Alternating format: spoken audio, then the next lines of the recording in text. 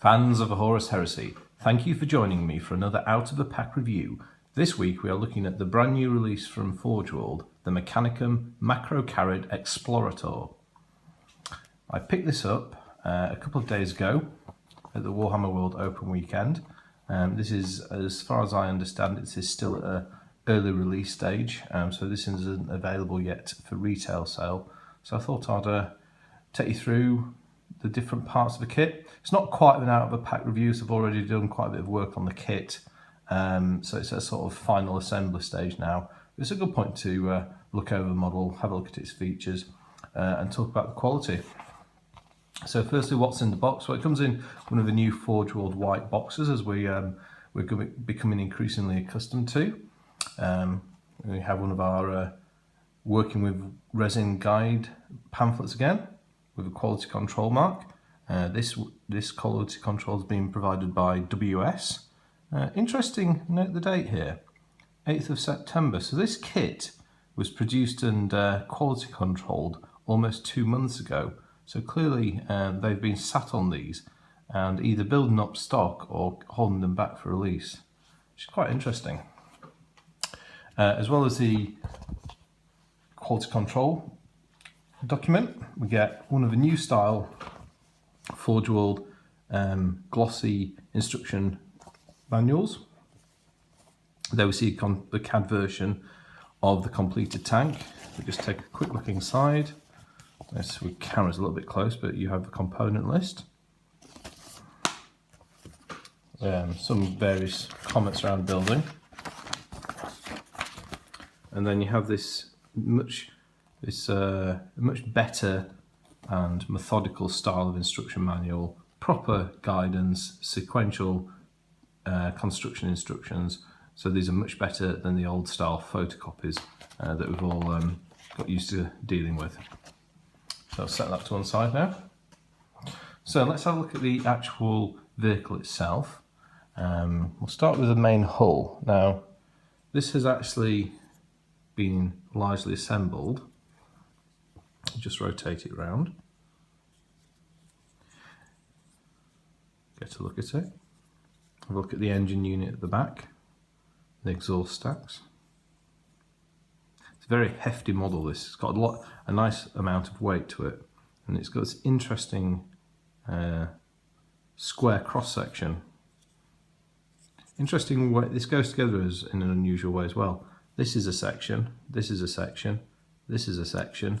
And then the engine is a final block, so it kind of stacks up, if you will, to make this body. So a very clever way of hiding the mold lines, or the construction separations, you will, of the different parts, because they all sit along these ridges. And you can see it wasn't, as is often the case, 100% perfect fit. So some milliput filling in there, but it did go together really rather well. And clever kit design again. It's very nicely detailed. Just get a close-up on the head. Got this sensor array at the front, and then this sort of prow type structure, which you might imagine, which is common to a couple of Mechanicum vehicles that have been crafted by, I believe the sculptor of this is Stuart Williamson, who's one of the Forge World team. But they have these prows and this prominent front. You can imagine they could be part of the in-game equipment, such as a dozer blade or perhaps an Arabic claw, which I'll talk about when I do my unit review of this vehicle. So yeah, that's a hull. That's 2 track units. This is the outside. Some very beautiful detailing on these. They look great. The key attachment point was a bit of damage, so I'm in the process of reconstructing the shape using some milliput. So this is actually nearly done now. Needs a little bit more fine work to get it there. It's always a challenge with these kits as to where do you put the key, because there's so much detail on them. But they've done a reasonably good job of hiding location. And then what will happen is this piece of track here will attach on like so, and then completely hide the key.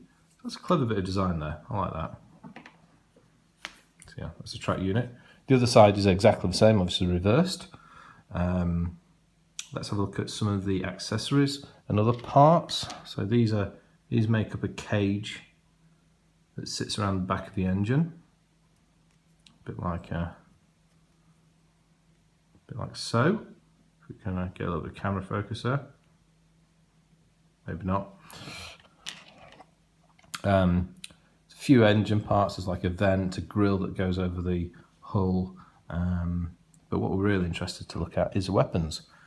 So here we have, there are two sponson weapons. The first of these very well ornate, very well detailed and ornate las cannons. They've taken the typical and classic 40k las cannon design and really added a nice little touch with the Mechanicum style. It's like a thermal jacket on the gun, and the fact it's slightly like a trapezoid cross section on the gun, which is different to the normal Space Marine ones, which tend to be much more cylindrical and square. Same weapon on the other side. There is a upper hull weapon, and this is a first, and this is the first time Forge World or Games Workshop have sculpted a model of the Graviton Imploder. It's a big gun. Yeah, very nice. Lots of these gravitational power bottles, whatever they may be.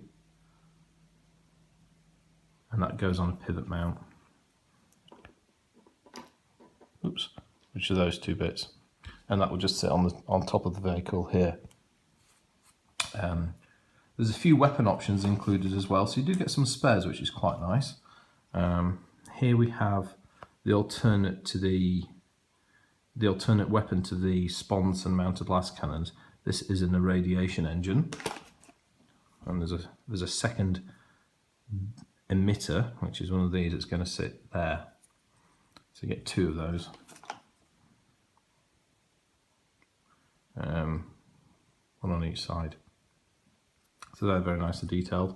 As we'll talk about when I do the unit review, these are very, very effective weapons.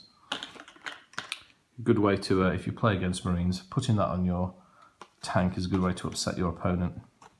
You also get a bolt cannon, a Mauler bolt cannon, which mounts on the same place as the Graviton Imploder, so it's an alternate upper hull weapon. That's got this large ammo feed as well. So obviously you're going to put one weapon on, so you get a couple of nice spares there, and a few other bits as well that go with that. You also get a crew figure, although when we say crew, obviously this is not in the conventional sense, because this thing is clearly some grotesque machine servitor, and that would sit here in the cupola poking out. Very Mechanicum. There's a couple of the arms, etc. to go with that. Let's just give you an idea of what the tank will look like if we take take the two sponsons and stick them on. And then if we see if we can get that like that. There we go. So yeah, so that's what it's going to, once those track units are attached, that's what the final tank is going to look like. Take a look at it from the other side. I think it's a very nice looking tank. It has the distinct Mechanicum feel to it that has been introduced across a series of vehicles done for the Mechanicum. So there's a Krios series battle tanks, also the Triarios armoured conveyor, and now we have the Macrocarid Explorator. So yeah, I think it's a very nice kit, this one. Casting quality on this is absolutely excellent. I think I must have been very lucky here, because this seems to be like an early model. The mold's clearly in tip-top condition when this was produced, so I'm very pleased to have got it. I'll be putting it together over the next couple of days, and once it's all assembled, I will then come back and do a unit review to talk about this in the Tag Matter, Omnisire and other Mechanicum armies from the Horus Heresy era. I hope you've enjoyed listening to this review. If you've got any comments or observations or questions, leave them in the section below and I'll be happy to respond. Otherwise, thank you very much for watching, and I'll see you next time. Goodbye.